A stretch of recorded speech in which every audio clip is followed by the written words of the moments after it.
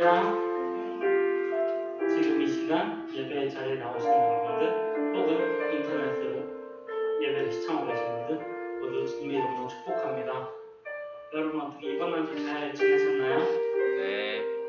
네, 저도 이번 주 이제 새벽 여름기도 콘서트가 있어서 저희 있었잖아요. 그래서 열심히 저도 나가면서 좀 그래도 잘 지냈던 것 같아요. 여러분들도 이번 주에 받은 은혜가 있으시다면 은혜를 잊지 않도록 그렇게 잘 간직하고 살아가시는 여러분들이 됐으면 좋겠습니다. 저희가 이 시간 처음 함께 찬양할 곡은요, 여러분들 못 들어보셨을 법한 찬양인데요, 예배하는 자세요 라는 찬양인데요, 그래서 이 찬양을 함께 고백했던 이 가사가 정말 짧으면서도 반복되는 가사가 정말 쉽고 여러분들도 금방 따라하실 수 있을 거라 생각합니다. 우리 함께 찬양하겠습니다.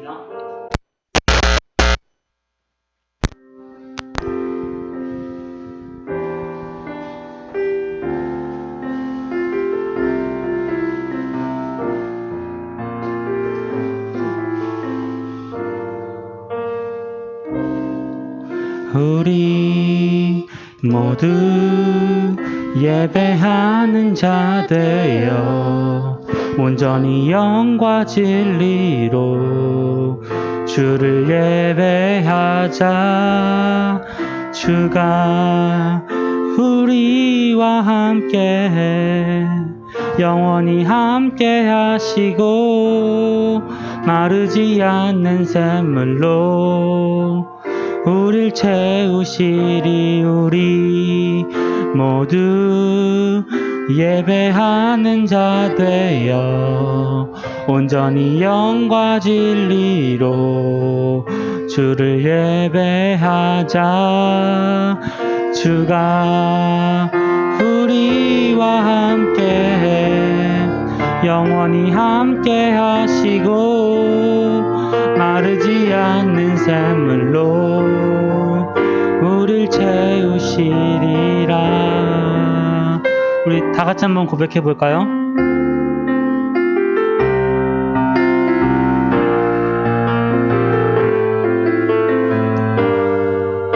우리 모두 예배하는 자 되어 우리 모두 예배하는 자 되어 온전히 영과 진리로 주를 예배하자. 주가 우리와 함께 영원히 함께 하시고 마르지 않는 샘물로 우릴 채우시리. 우리 모두 예배하는 자 되어 온전히 영과 진리로 주를 예배하자. 주가 우리와 함께 영원히 함께 하시고 마르지 않는 샘물로 우릴 채우시리라. 우리 다 같이 목소리 높여 찬양하겠습니다. 우리 모두 예배하는 자 되어 온전히 영과 진리로 주를 예배하자. 주가 우리와 함께 영원히 함께 하시고 마르지 않는 샘물로 우릴 채우시리. 우리 모두 예배하는 자 되어 온전히 영과 진리로 주를 예배하자. 주가 우리와 함께 영원히 함께 하시고 마르지 않는 샘물로 우릴 채우시리라. 아멘. 정말 여러분들이 이렇게 예배를 드릴 때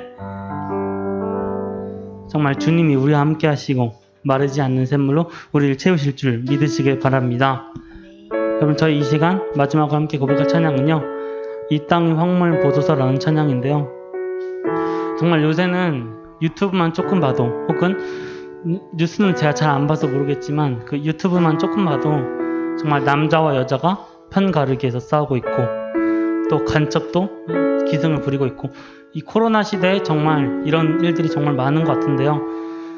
사실 이번 주 동안 요나 설교를 들으면서 이 부분에서 정말 좀 은혜가 있었다고 해야 되나? 아무튼 그런 게 있었어요. 근데 어떤 거냐면, 요나가 이제 물고기 뱃속에 싹 들어갔다가 이제 다시 순종하기 위해 나오잖아요. 근데 요나가 여기서 이제 니느웨에 가서 전도를 할 때 4일 길을 하루 반나절 만에 이렇게 왔다 갔다 쓱쓱 돌아다녔다고 해요.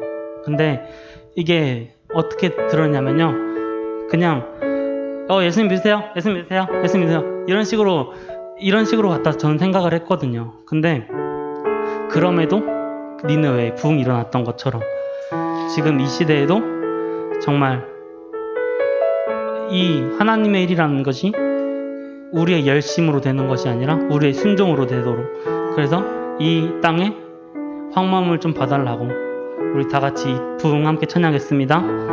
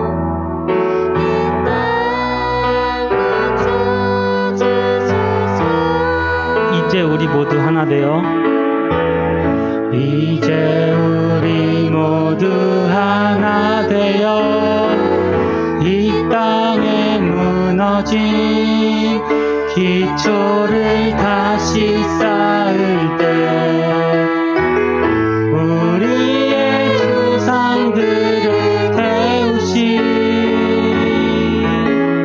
성령의 불 임하소서.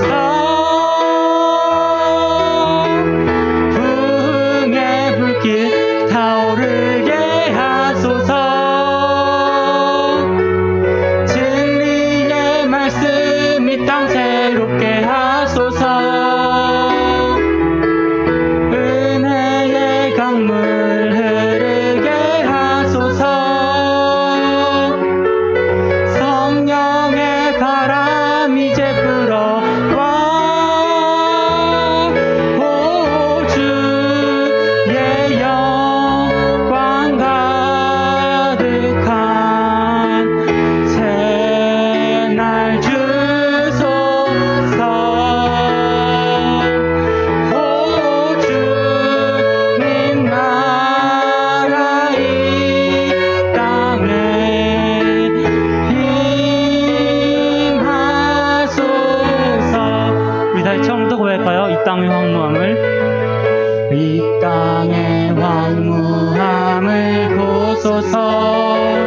하늘의 하나님 은혜를 베푸시는 주여, 우리의 죄악 용서하소서. 이 땅 고쳐 주소서. 이제 우리 모두 하나 되어, 이제 우리 모두 하나 되어 이 땅에 무너진 기초를 다시 쌓을 때 우리의 우상들을 태우신 성령의 불 임하소서.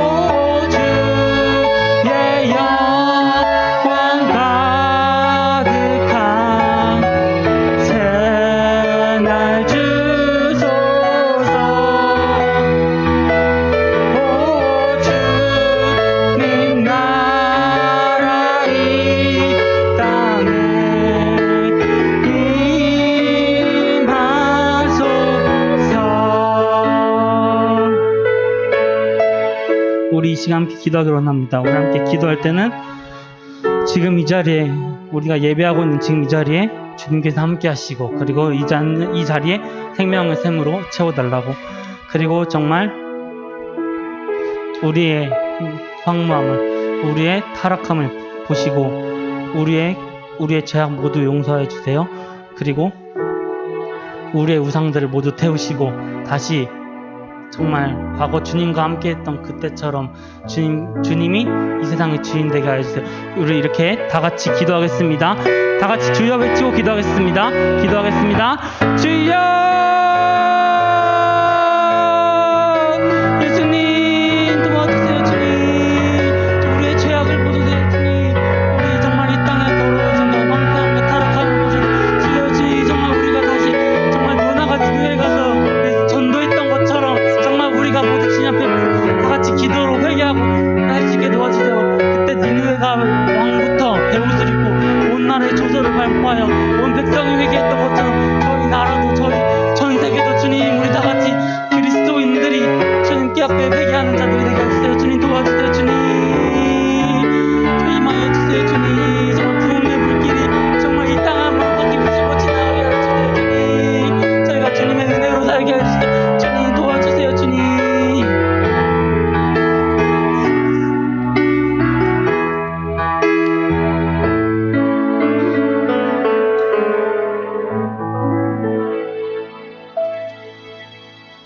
우리 다 같이 신앙 고백하겠습니다.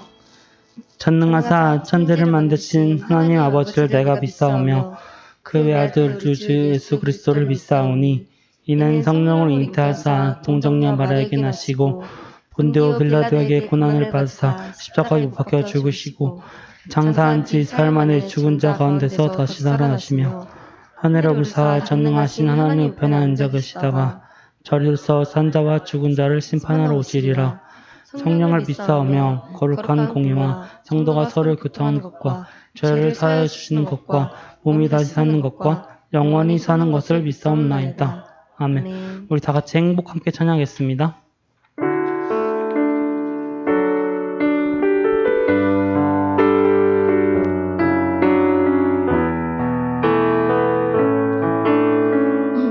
화려하지 않아도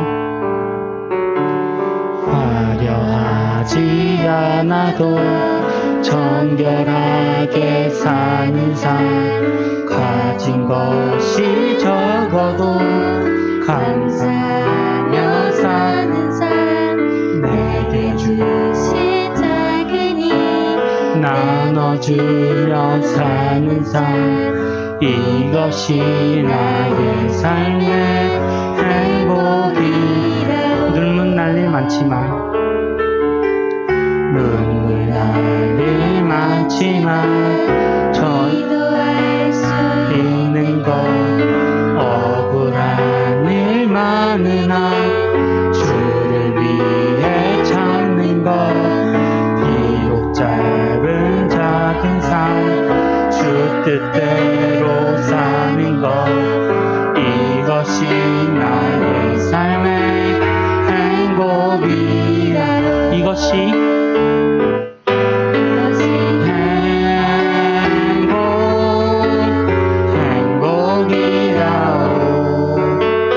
세상은 알 수 없는 하나님 선물, 이것이 행복이라오. 하나님의 자녀로 살아가는 것, 이것이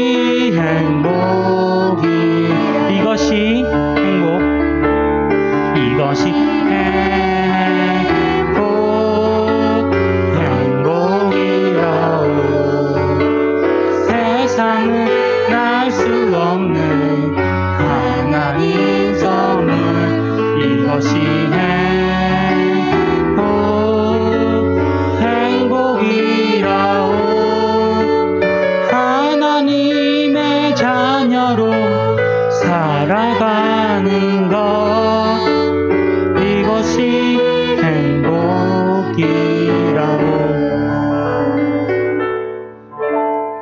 이 시간 제가 기도하겠습니다. 하나님, 저희 이렇게 중고등부 주님 앞에 나오게 하신 감사합니다. 아직 모든 친구들이 있다면 발걸음을 인도해 주셔서 속히 오게 하여 주세요. 또한 저희가 지난 한 주 동안 우리 여름 기도 콘서트를 하면서 서로 다시 회복되는 기간을 가졌습니다. 저희가 이 회복된 거를 다시 이제 무너지지 않고 가지고 이 세상을 살아갈 수 있게 도와주세요. 오늘도 목사님 말씀하실 때 저희 귀가 열려서 목사님 말씀이 잘 들어올 수 있도록 하여 주세요. 오늘도 함께 하실 줄을 믿사오며 예수님의 이름으로 기도드렸습니다. 아멘.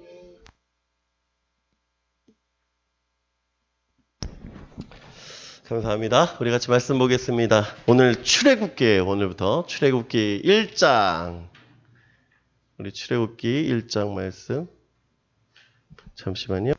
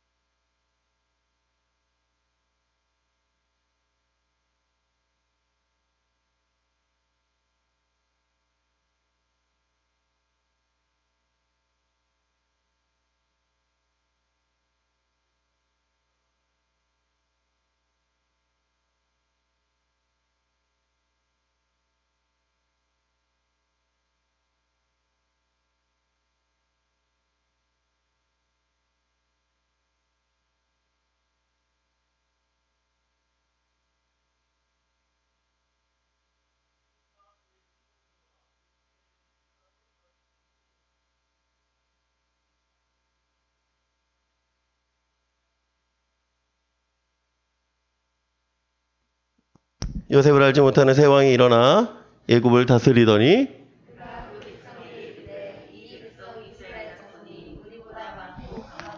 자, 우리가 그들에게 대하여 지혜롭게 하자 두렵건대 그들이 더 많게 되면 전쟁이 일어날 때 우리가 대적과 합하여 우리와 싸우고 이 땅에서 나갈까 하노라 하고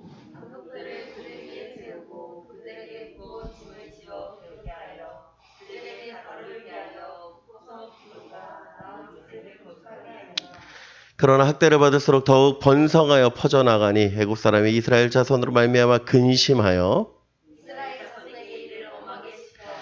어려운 노동으로 그들의 그 생활을 괴롭게 하니 곧 흙 이기기와 벽돌 굽기와 농사의 여러 가지 일이라 그 시키는 일이 모두 엄하였더라.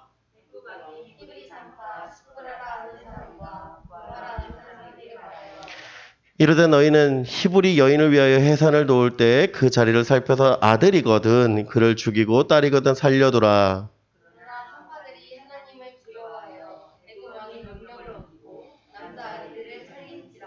아멘. 예, 잘들 지내셨어요? 네.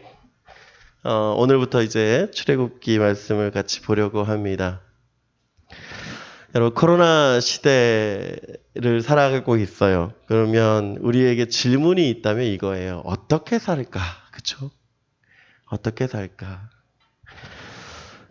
코로나가 벌써 정말 한 달 넘게 지금 계속 2,000명대를 계속 왔다 갔다 하고 있어요. 1,600, 1,700, 2,000명 왔다 갔다 하고 있는데 질문이 그거예요. 어떻게 살지? 이라는 얘기를 해요, 말이. 그쵸? 여러분들 6시 이전까지는 4명, 6시 이후에 2명 그렇게 외부에서 식사할 수 있잖아요. 카페에서도 그렇게밖에 못 모이고 그렇게 살아가고 있어요. 지금 시대를. 이게 너무 웃기지 않습니까? 한 번도 우린 그런 시대를 살아본 적이 없어요. 근데 지난 한 달이라는 시간 속에서 우리는 그렇게 살아가고 있는 거예요. 그렇게. 방역 대책의 문제가 아니라 그냥 우리는 지금 어떤 삶을 살아가고 있냐면 살아보지 못한 시대를 살아가고 있는 거예요. 살아보지 못한 시대를. 참 코로나 끝이 없는 것 같아 보일 정도로 우리가 지금 있어요. 포스트 코로나, 그러니까 코로나가 끝난 뒤에 어떻게 살 것인가를 얘기하고 있는데 사실은 진짜 정말 문제가 뭐냐면 지금 이 시간에, 그러니까 지금 이 코로나 시대에 우리가 어떻게 살 것인가를 고민하는 거예요. 어떻게 살 것인가. 어떻게 해요? 라는 말이 참 우리만의 일상이 된 것 같아요. 얼마 전 광고를 보니까 어른들의 삶에 대한 얘기를 하더라고. 어른들의 삶. 여러분, 요즘 어떻게 주문합니까? 매장에 가서 직접 대화하거나 뭐 말로 주문하는 게 아니라 어떻게 주문해요? 키오스크로 주문하죠. 키오스크로 주문해요. 어른들은 처음 접하는 거야. 뭐 어떻게 해야 될지, 어떻게 주문해야 될지. 우리 말로 설명 잘하잖아요, 그죠? 말로. 우리 예전에 이런 얘기 있었어요. 목사님 한 뭐 3, 4년 전에 그 스타벅스 가서 주문하는 법. 그게 유행이었었어. 알아요? 뭐 프라푸치노를 시키는데 뭐 자바 프라푸치는 반은 갈아서 주시고 반은 위에서 소피 올려주시고 두유 휘핑크림 올려주시고 우유는 연유로 바꿔주시고 뭐 그런 얘기들. 그걸 막 연습하고 가서 주문했던 사람들이 있었어요. 진짜로. 이게 농담이 아니라 왜냐면 스타벅스 가면 되게 많잖아요, 주문이. 그래서 뭐 에스프레소 샷 추가해 주시고 그래가지고 거기 그 사람 말을 그대로 따라하는 거지. 에스프레소 샷 추가, 뭐 휘핑크림은 두유크림으로, 자바칩은 반은 갈고 반은 올리고 뭐 그런 식으로 따라서 주문하는 그런 거 되게 유행했었어요. 한 뭐 꽤 오래 전이긴 하지만. 근데 지금은 어떠냐면 본인이 다 선택해야 돼. 그쵸? 키오스크로도 본인이 다 선택해야 돼. 여러분, 수업을 어떻게 바뀌었습니까? 예전에도 영상 수업, 방송 수업은 있었어요. 여러분, EBS 아세요? 교육방송, 그쵸? 교육방송에서 그 EBS 방송을 통해서 방송과외를 하겠다라고 발표된 게 몇 년이었냐면 89년인가 그랬어요. 1989년. 되게 놀랍죠? 그때도 사람들이 살았단다. 1989년에도 TV를 보면서 뭐를 했냐면 방송 수업을 들었어요. EBS 방송 수업을. 그때 이제 고등학교 3학년부터 시작해서 점차 이제 확대됐던 거예요. 근데 그때는 어때요? TV를 틀고 그 시간에 맞춰서 방송을 들어가야 되잖아. 그죠? 지금은 어떻게 수업합니까? 여러분 어떻게 줌 수업해요? 지금은. 쌍방 수업이잖아. 그죠? 그때는 그냥 방송에서 자 수업을 이렇게 진행했다면 지금은 어떻게 수업합니까? 묻고 대답하는 수업으로 바뀌었어요. 쌍방향 소통이 바뀌었어요. 요즘은 더 빨라졌죠. 그 마켓컬리 나오고 나서는 더 한 것 같아요. 주문하면 언제 와요? 그 다음날 새벽에 와요. 그죠? 요즘은 요기요 배달의 민족 같은 경우는 어떻게까지 합니까? 편의점 주문도 배송해주고, 그쵸? 요즘은 그렇게 바뀌었어요. 1시간이면 내가 원하는 거 먹을 수 있고, 받을 수 있고, 살 수 있고, 그렇게 바뀌었어요. 편의점 물건도 가능한 시대로 바뀌었다라는 거예요. 마트에 가서 물건을 고르고 그 상태를 보고 온 게 아니라, 그냥 새벽에 가장 산지에서 직송으로 딴 것들을 각 집에 배송해주는 시대로 바뀌었습니다. 제가 왜 이런 얘기를 하는 줄 아세요? 여러분? 바뀌고 있는 거예요. 그렇죠? 삶이 바뀌고 있는 거예요. 여러분 스마트폰 변천사라는 거 봤어요? 갤럭시 지금 이번에 새로 출시됐죠. 갤럭시. 그 갤럭시의 처음 시작이 2010년이에요. 2010년. 2010년 갤럭시 S가 처음 나왔어요. 제가 저거 나오고 9월인가부터 썼거든요. 갤럭시를. 그리고 나서 이제 애플 넘어갔다가 다시 갤럭시로 왔는데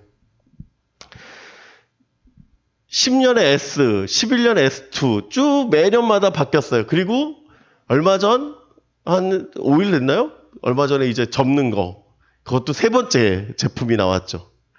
폴드 3 뭐 하면서 시대가 자꾸 변하고 있어요. 여러분 컴퓨터 어떻습니까? 컴퓨터 여러분 요즘 어떤 컴퓨터를 쓰시나요? 뭐 i10인가 이제 10세대 칩들 나왔죠. 제가 처음 컴퓨터를 만진 게 1990년입니다. 되게 빨리 만졌지.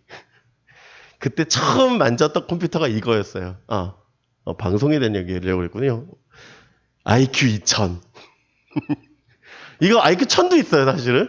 제가 처음 그 컴퓨터라는 걸 배우려고 그 시작했던 게 이 IQ 2000 모델이에요. 여러분.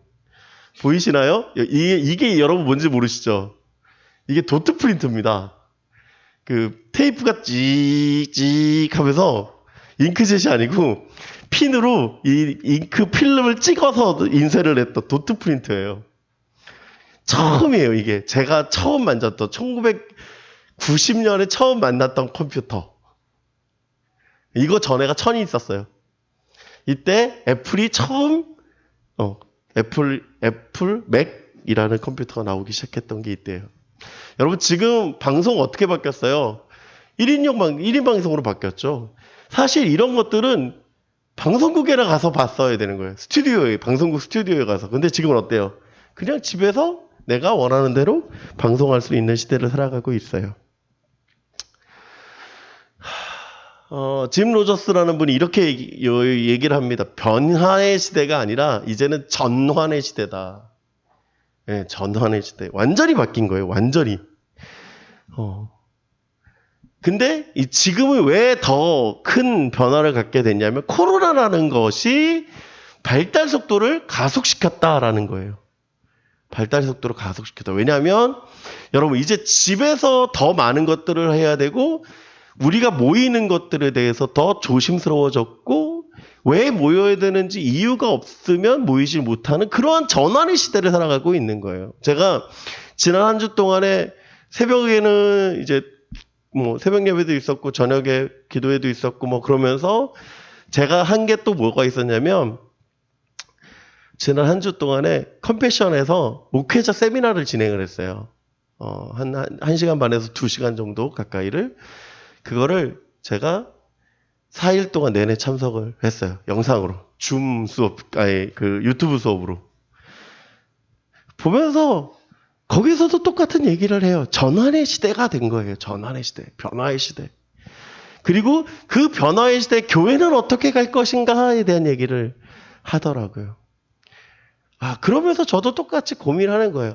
내가 목회자니까 이제 목회자로서 어떻게 이 전환의 시대에서 살아갈 것인가, 어떻게 목회해야 되는 것인가를 되게 고민하게 됩니다. 이게 어떻게 살아가야 되는가가 이제 우리한테 뭐가 되냐면 화두가 됐다라는 거예요. 어떻게 살까? 어떻게 살까? 예전에는 이러였어요. 뭐 먹고 살지에 관심이었다면 지금은 뭐냐면 어떻게 살까에 대한 관심이 돼버린 거예요. 어떻게 살까? 여러분 느헤미야서를 우리가 지난주까지 보았습니다. 느헤미야서를 보면서 여러분 어떤 생각을 했습니까? 느헤미야서에서 가장 핵심은요. 딴 게 아니라 뭐냐면 회복이에요. 회복. 느헤미야는 이 무너진 성을 회복하게 하신 것, 그 회복에 초점이 있었어요. 그래서 어떻게 얘기를 하냐면 이렇게 얘기를 했어요. 무엇을 회복해야 하는가에 대한 얘기를 했고 어떻게 회복할 수 있는가에 대한 고민을 했고 그리고 그 회복을 유지하기 위해서 어떠한 방법들을 가져야 하는가에 대한 얘기를 느헤미야서는 했습니다. 석 달 동안 했기 때문에 기억하지 못할 거예요. 분명히. 이해를 해요. 그런데 중요한 거 얘기할게요. 느헤미야의 관심은 뭐예요? 느헤미야는 회복에 대한 부르심이에요. 여러분 오늘이 어떤 날입니까? 오, 알고 있었어? 나 모르는 줄 알았어. 오늘 광복절이죠. 여러분 광복절이 어떤 의미를 갖고 있습니까? 우리에게. 그렇죠. 사실 여러분은 별 느낌이 없을지도 몰라요. 그런데 어른들에게 물어보면 되게 감격스러운 날입니다. 왜? 해방을 경험하신 분들, 전쟁을 경험하신 분들에게는 오늘이 되게 중요한 날이에요. 사실 우리에게도 사실 오늘이 되게 중요합니다. 왜? 오늘이 없으면 우리가 없었어요. 그렇지 않나요? 한국이라는 나라가 없었으니까. 제가 오늘 출애굽기를 딱 시작을 하면서 느낌이 이거예요. 우와, 되게 놀랐다. 왜 놀라울까요? 그렇지, 광복이랑 똑같거든. 그쵸? 광복과 어떻게 보면 출애굽은 어떻게 보면 같은 느낌을 갖고 있어요. 그래서 우리가 이번 주 이제 출애굽기를 보면서 우리에게 가져야 되는 가장 중요한 질문은 뭐냐면 이거예요. 따라해 봅시다. 소명. 소명이란 무엇인가에 대한 얘기를 하려고 합니다. 오늘 우리가 이제 출애굽에 등장하는 가장 중요한 인물이 누굽니까? 여러분 잘 아는 사람. 모세죠. 모세가 아니에요. 사실은. 소명은 꼭 모세에게 초점이 있기도 하지만 출애굽기에는 모세를 중심으로 하지만 모세 이전에 있는 사람들에게는 어떠한 소명이 있는가라는 거예요. 중요한 얘기를 드릴게요. 소명은요. 특별한 사람에게만 주어지는 것이 아니라 우리에게도 주어진 겁니다. 그 이야기를 오늘 가장 중요한 얘기로 하려고 합니다. 여러분 소명이란 말 어떻게 들릴까요? 제가 영상 찾다가 소명을 가장 쉽게 설명할 수 있는 말이 이 말이었어요. 보이시나요? Called by 누구? God. 하나님의 부르심이에요. 그러니까 이게 소명이에요. 사실은 calling이라고 얘기하거든요. 소명을 영어로 얘기하면 calling이라고 얘기하는데 그 calling의 가장 중요한 건 뭐냐면 하나님한테 전화 왔어요. 예요. 하나님께서 전화 왔어요. 여러분 하나님께서 전화로 부르시는 거예요. 자 그러면 어떻게 하면 되냐면 여기 보니까 이렇게 얘기하거든요. 받는 자예요. 받는 거예요.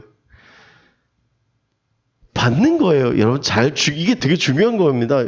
하나님의 부르심이에요. 그러면 부르심을 받은 사람의 삶의 모습은 어떠냐라는 거예요. 부르심이 어떻게 하는 거예요? 응답하는 거예요. 하나님이 우리를 부르셨고 will you answer? 우리는 어떤 대답을 가지는가 하는 거예요. 어떤 대답을 가지는가. 소명이란 이겁니다. 하나님의 부르심이에요. 근데 그 부르심에 우리는 어떤 대답을 가지고 갈 것인가에 대한 문제라는 것이에요.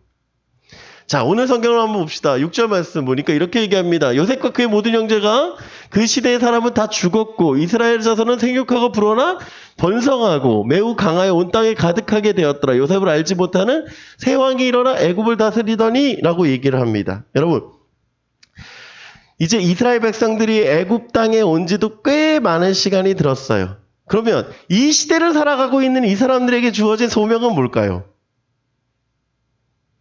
자, 출애굽기 1장은 누구로 얘기를 시작을 하냐면 요셉의 이야기로 시작을 합니다. 요셉의 이야기. 요셉의 이야기를 창세기 37장부터 50장까지 하고 있는데 이 요셉의 이야기를 통해서 하나님은 이스라엘 백성들을 애굽 땅으로 부르셨습니다. 요셉의 이야기를 다 할 수 없지만 요약하면 이렇죠. 아빠로부터 사랑받았던 이 요셉은 그 꿈을 통하여서 형제들에게 미움을 받습니다. 사실은 더 미움을 받습니다. 원래 미움 받았지만 어떤 미움을 받아요? 별이 절하고 곡식단이 절하고 별이 절하는 꿈을 꿉니다. 그리고 그로 인해서 형제들로부터 미움 더 받았고 그리고 형들은 이 요셉을 애굽으로 팔아버립니다.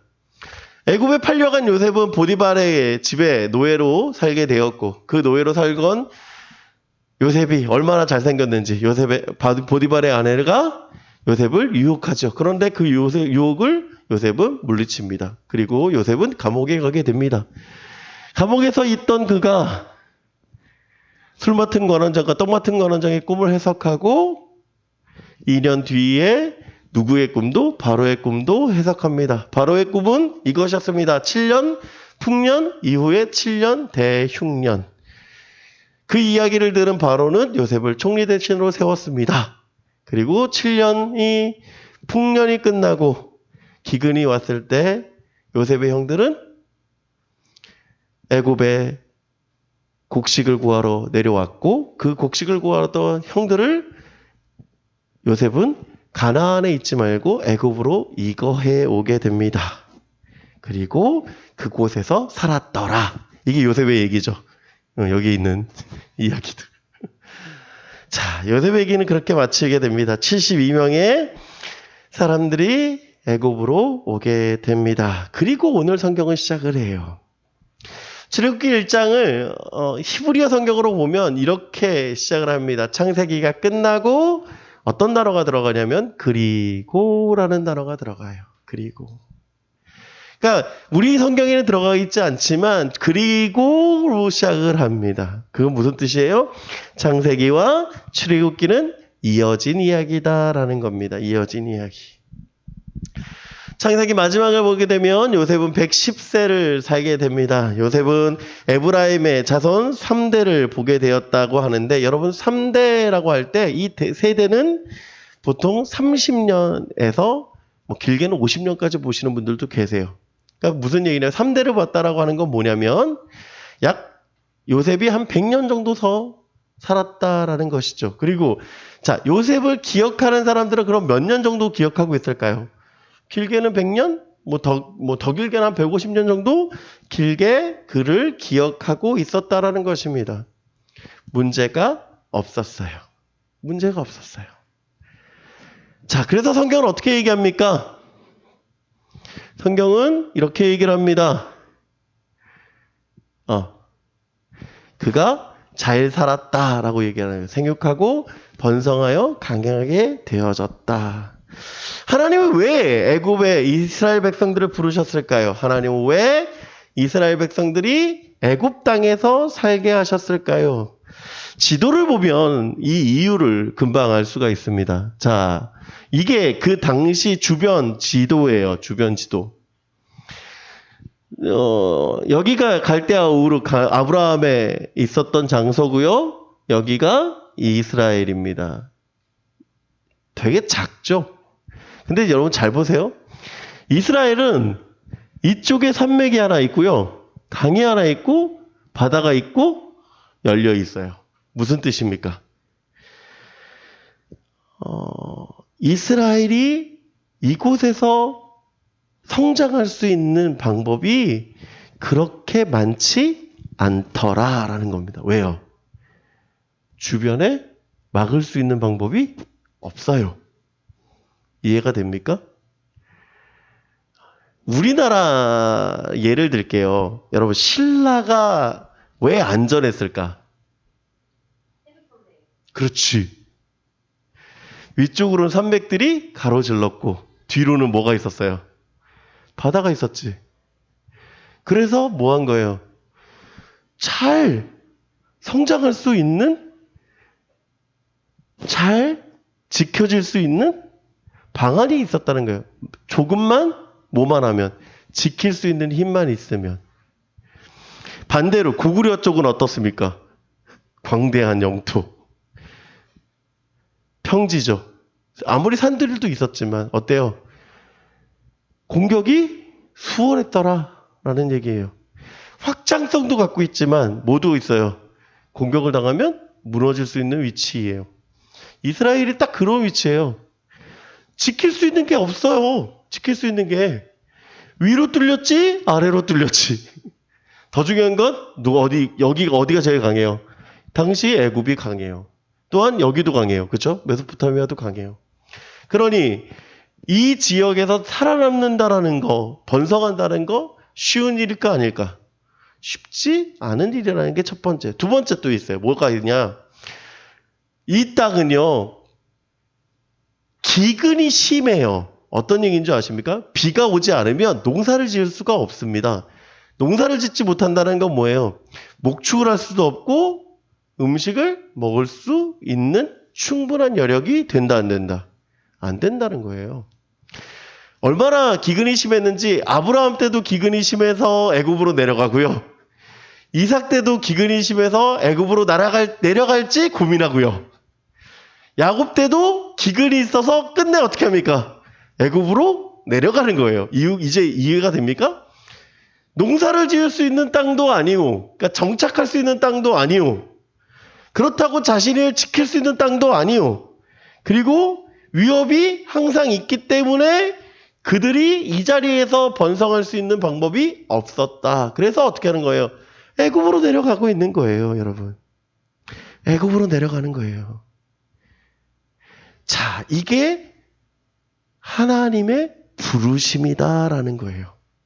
왜냐하면 자, 창세기 15장 13절과 14절입니다. 우리 같이 읽습니다. 시작. 여호와께서 아브라함에게 이르시되 너는 반드시 알라 내 자손이 이방에서 객이 되어 그들을 섬기겠고 그들은 400년 동안 내 자손을 괴롭히리니 그들이 섬기는 나라를 내가 징벌할지며 그 후에 내 자손이 큰 재물을 이끌고 나오리라. 여러분 이게 축복 같아요? 저주 같아요? 맞아요? 축복 같으세요? 이거 내용 제대로 보면 축복 같지가 않아요, 사실은. 잘 보세요. 내 자손이, 빨리 넘어가네요? 내 자손이 어디 가요? 객이 돼요. 그리고 어떻게 돼요? 섬겨요. 근데 몇 년 동안? 400년 동안. 이게 축복 같지가 않아요, 사실은. 여러분 한번 생각해 보세요. 지금 여러분 때는 아니야? 근데 여러분 때인지 모르겠지만 이후에 어느 정도 몇 년일지 모르겠는데 여러분의 자손들이 한 400년 동안 일본의 식민지 지배를 받을 것이고 후에는 독립할 것이야. 그게 그럼 축복 같아요? 아니에요? 축복 같지가 않아요, 사실은. 축복 같지 않아요. 그런데 하나님은 그 축복으로 얘기하세요. 왜요? 이유가 무엇입니까? 이 땅을 차지하기 위해서예요. 가나안 땅을 주겠다라고 하는 하나님의 약속. 그 약속 때문에 그래요. 근데 왜 그러느냐? 여러분 잘 보세요. 이 약속은요. 이삭이 태어나기 13년 전 얘기예요. 그러니까 이삭이 태어나지도 않았고 이스마엘도 없던 시기에 하나님이 아브라함에게 약속하는 거예요. 자손도 없는데. 그러면 이때가 언제냐면 이 일이 성취되는 시간이 언제냐면 놀랍게도요. 630년 전입니다. 630년. 이해가 되세요, 여러분? 600년 전에 하나님이 약속하고 있는 거예요. 600년 전에. 무슨 뜻이냐면 고려 시대쯤에 하나님이 나타나서 이렇게 얘기하시는 거죠. 대한민국이라는 나라가 나타날 것이야. 그리고 그 나라는 되게 강대할 것이야. 그러니 너는 믿고 살아가. 그런 얘기를 전해줬다고 합시다. 그러면 그 말씀이 믿어질까 안 믿어질까요? 안 믿어지죠. 안 믿어져요. 근데 여러분 잘 보세요. 이 약속이 하나님 어떻게 하시는 거예요? 성취하시는 거예요. 무슨 뜻입니까? 여러분 애굽으로 부르심도 소명이고요. 애굽에서 살아감도 소명이고요. 중요한 건 뭐다? 하나님의 약속이다라는 것입니다. 여러분 지금 우리가 이 시대를 살아가고 있고 이 시간을 살아가고 있고 이 시간 가운데서 우리가 있다라고 하는 것, 우리가 현재 이 삶 가운데 있다고 하는 건 무엇이다? 하나님의 약속이며 하나님의 무엇이다? 하나님의 소명이다라고 하는 거예요. 여러분 이게 가장 중요한 거예요. 왜 하나님은 애굽 땅에 있는 그들에게, 애굽에 있는 그들에게, 가나안 땅에 그대로 살아도 될 그들에게 하나님은 왜 애굽으로 부르셨고 이제 애굽 땅에서 나가도록 하나님이 말씀하고 계시느냐? 아직 사실이요 얼마나 남았냐면 200년 가까이 남았어요. 지금 고난이 아직 시작도 안 했어요. 근데 하나님은 그럼에도 불구하고 그곳에서 살아가고 계신 이유가 무엇이냐? 하나님의 뭐다? 약속이다라는 거예요. 하나님의 약속. 소명은 하나님의 약속에서 출발합니다. 하나님의 약속. 자, 그러면 하나님의 약속은 어떻게 이루어질까요? 여러분 궁금한 게 있지 않아요? 하나님은 평안한 시대에 부르지 않으시고 왜 고난의 시대에 부르실까? 고난의 시대. 오늘 성경이 이렇게 얘기하십니다. 자, 8절 말씀. 요셉을 알지 못하는 새 왕이 일어나 애굽을 다스리더니.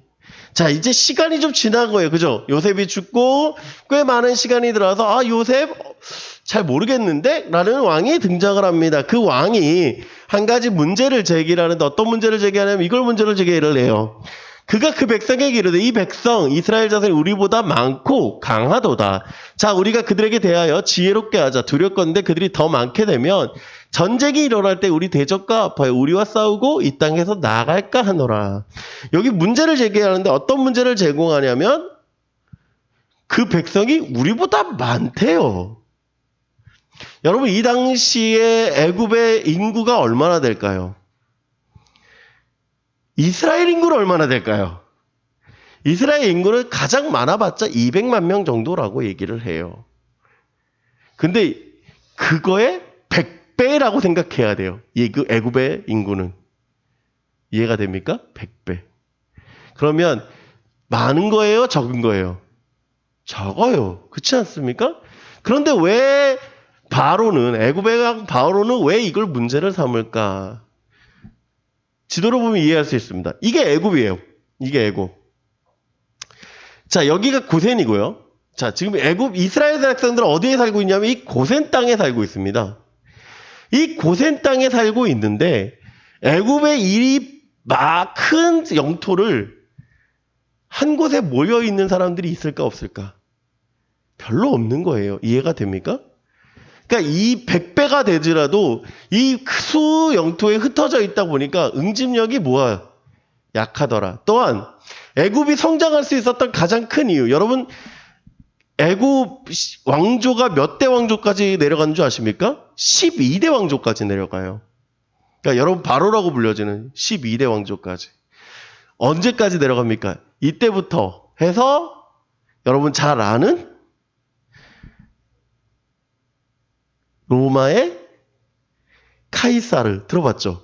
클레오파트라도 이집트 왕이었잖아. 그죠? 그때까지 가요. 예수님 이후까지. 그러면 얼마나 긴 시간을 살아가고 있는 겁니까?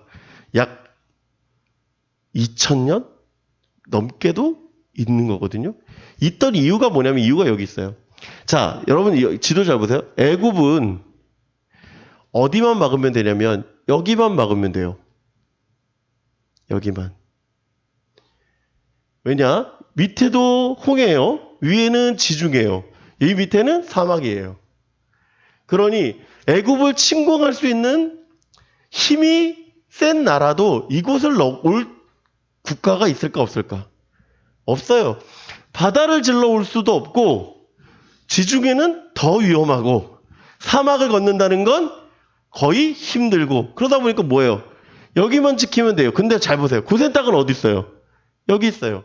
그러니 강대국들이 이곳에서 싸울 때 뒤에 있었던 이스라엘 백성들이 봉기해서 반란을 일으키면 어떻게 돼요? 애굽은 무너질 수가 있는 거예요. 그래서 지금 바로가 염려하고 있는 것입니다. 그래서 핍박하는 거예요. 그래서 어떻게 합니까? 방법이 있죠. 감독들을 그들에 세우고 그들에게 무거운 짐을 지워 괴롭게 하여 그들에게 바로를 위하여 국고성 비돔과 람셋을 건축하게 하니라. 자, 그뿐만 아니죠. 14절 보니까 이렇게 합니다. 어려운 노동으로 그들의 생활을 괴롭게 하니 곧 흙이기와 벽돌 굽기와 농사의 여러 가지 일이라 그 시키는 일이 모두 엄하였더라. 이 엄하였다는 건 힘들었다는 얘기입니다. 힘든 노동을 시켜요. 자, 애굽에 온 지 한 150년이 지났습니다. 애굽에서 나가는 시간이 얼마냐면 430년이에요. 그럼 얼마나 남았어요, 여러분? 약 200년 가까이가 남아있어요. 그 200년 가까이 이렇게 살아가고 있는 거예요. 이렇게 살아가고 있는 거. 왜 그럴까? 잘 보세요. 12절 말씀. 그들이 그러나 학대를 받을수록 더욱 번성하여 퍼져가니. 뭐라고요? 더욱 번성하여 퍼져가니. 22절. 그러므로 바로가 그의 모든 백성에게 명령하여 이르되 아들을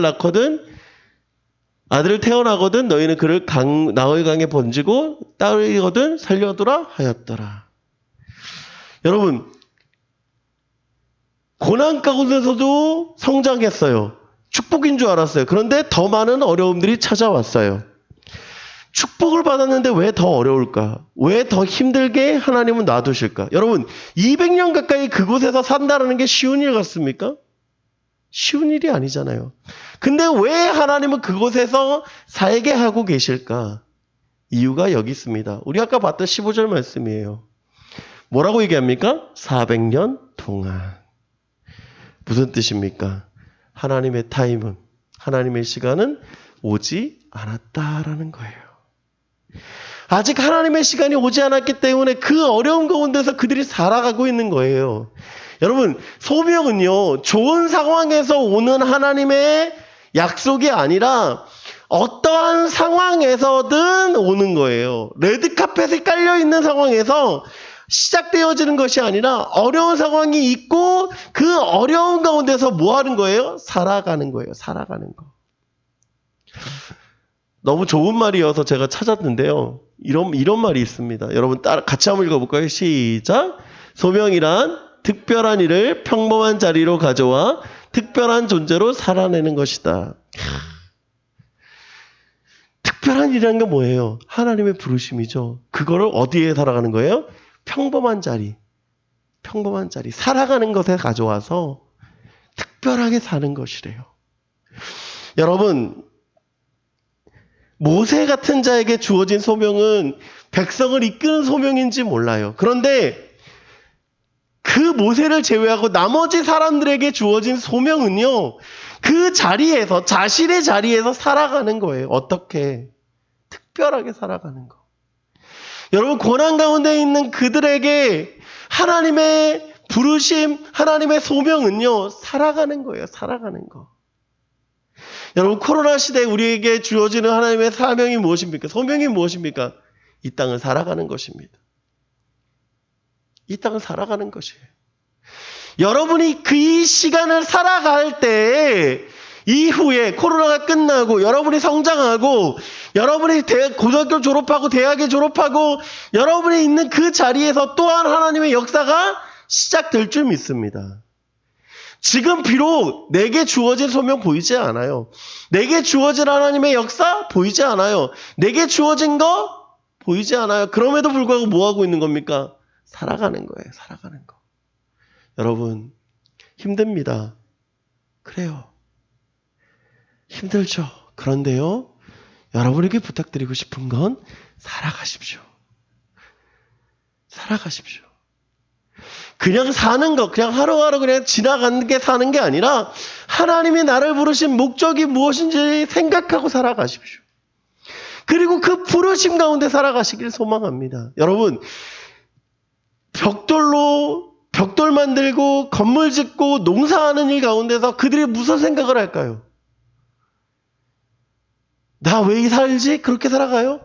아니요, 그냥 살아가요. 그냥 살아감에도 불구하고 하나님의 소명을 다 하고 있는 거예요. 여러분이 지금 왜 살지가 아니라 하나님의 부르심이 이루어지는 그날까지 최선을 다해서 가십시오. 하나님의 타이밍이 되어졌을 때 하나님은 놀라운 역사로 이끌어 가실 것입니다. 여러분 생각해 보십시오.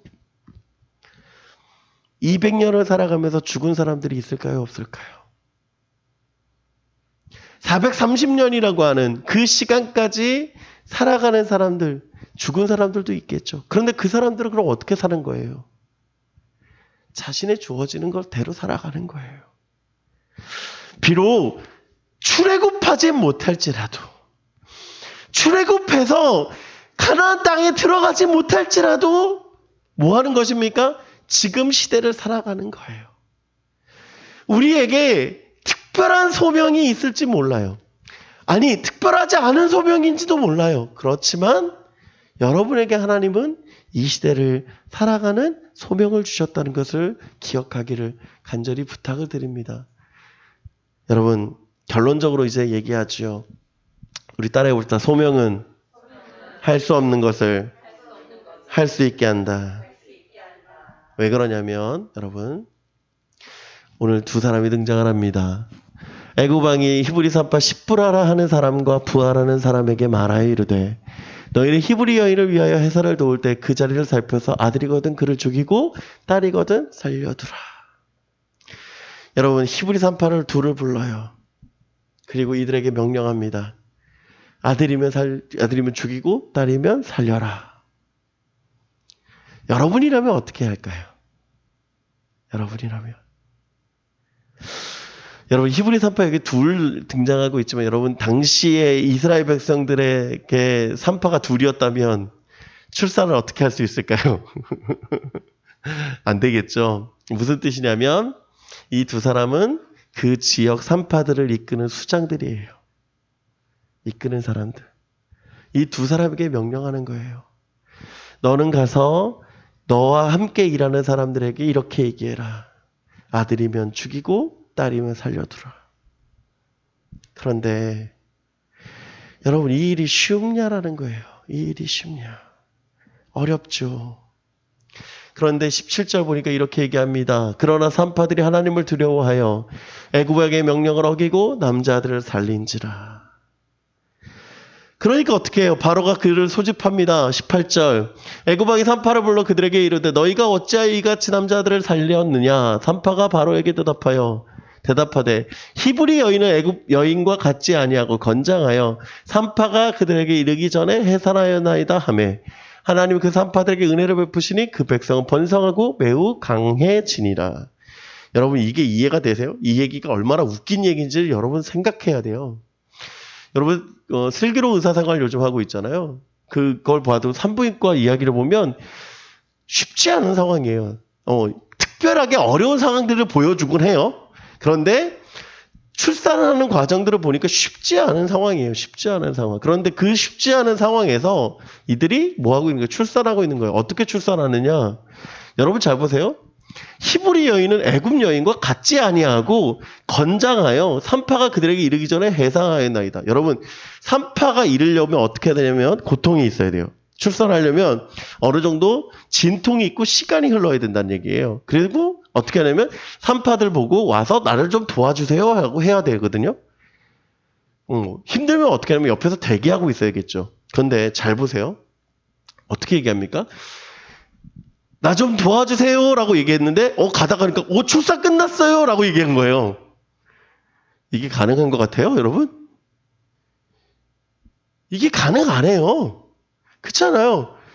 산파가 막 쫓아갔는데 출산 끝났어요 라고 할 정도로 그만큼 건강한 사람들이 어디 있겠어요. 쉽지 않은 얘기예요. 근데 여러분 그거를 바로는 뭐 하는 줄 아세요? 이해해요. 이게 대단한 거예요. 잘 보세요. 여러분 왕 앞에서 이렇게 이야기할 수 있는 건 웬만한 용기 아니면 못해요. 그런데 바로는 어떻게 하냐면 그래? 그러면 끝나요. 여러분 이게 놀라운 겁니다. 두려움이 없어서 얘기하는 게 아니에요. 두려움이 있어요. 그럼에도 불구하고 그들이 얘기하고 있는 거죠. 21절 이렇게 얘기합니다. 어떻게 얘기합니까? 그 산파들이 하나님을 경외하였으므로 하나님이 그들의 집안을 뭐 하셨더라? 흥왕하게 하신지라. 그들이 하나님 앞에서 살아갈 수 있는 것은 무엇이었습니까? 이유는 딱 한 가지예요. 하나님을 더 높이 여기면 돼요. 하나님을 더 높이 여기면 돼요. 소명이라는 아까 뭐라고 얘기했습니까? 하나님의 부르심이라고 얘기했잖아요. 하나님의 부르심. 그 부르심으로 살아가는 거예요. 부르심으로. 여러분 우리 제일 많이 얘기하는 얘기죠. 비전, 사명, 소명이라는 얘기를 합니다. 비전은 라틴어 비더에서 시작하는 비전이거든요. 이 보다에서 출발을 하죠. 사명은요. 미션이라고 하는 것에서 시작합니다. 자, 비전은 무엇을 보기 위한 거예요. 사명은 어떻게 살아가느냐예요. 이 두 가지는 딱 한 가지의 이야기가 들어가야 됩니다. 뭐예요? 하나님으로부터예요. 하나님으로부터의 비전이고 하나님으로부터의 사명이에요. 근데 소명은 아예 시작이 어디부터 시작이냐면 하나님으로부터의 소명이에요. 이해가 되십니까? 나로부터 비전이 아니고 나로부터 사명이 아니고 나로부터의 소명이 아니에요. 누굽니까? 하나님으로부터예요. 여러분 여기 보시니까 콜링 그 다음에 vocation이라고 되어 있잖아요. 이건 직업이라는 의미도 갖고 있어요.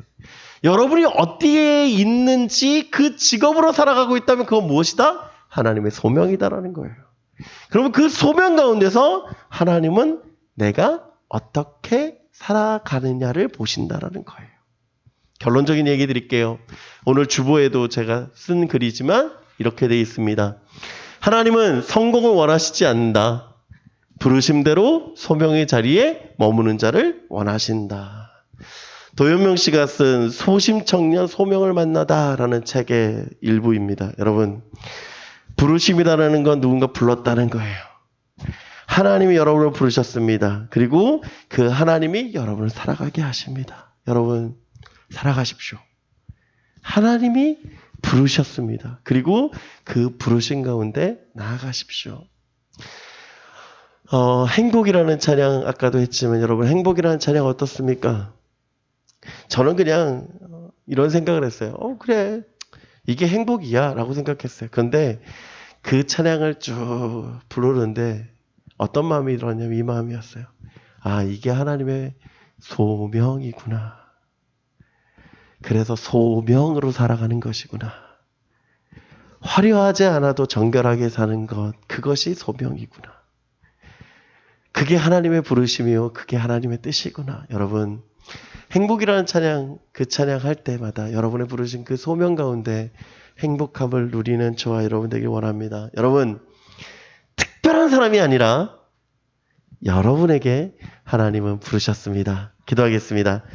사랑의 하나님 감사합니다. 하나님 오늘 말씀을 통하여서 다시 한번 하나님의 부르신 가운데 있게 하시니 감사합니다. 하나님 그 소명 깨닫고 살아가게 하여 주시옵소서. 감사드리며 사랑이 많으신 우리 주 예수 그리스도 이름으로 기도드립니다. 아멘. 우리 다 같이 행복 함께 찬양하겠습니다.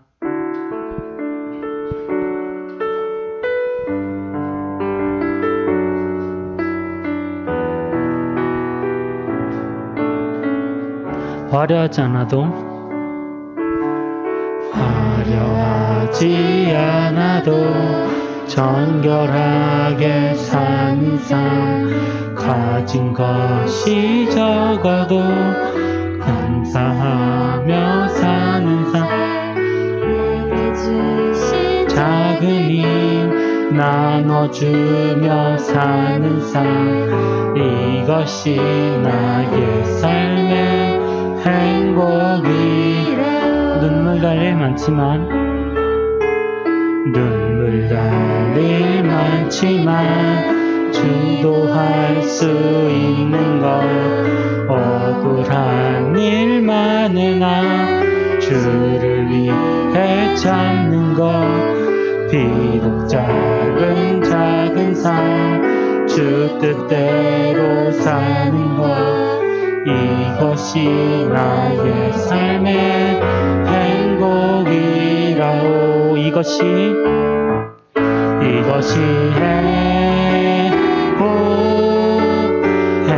행복이라오 세상은 알 수 없는 하나님 선물 이것이 행복이라오 하나님의 자녀로 살아가는 것 이것이 행복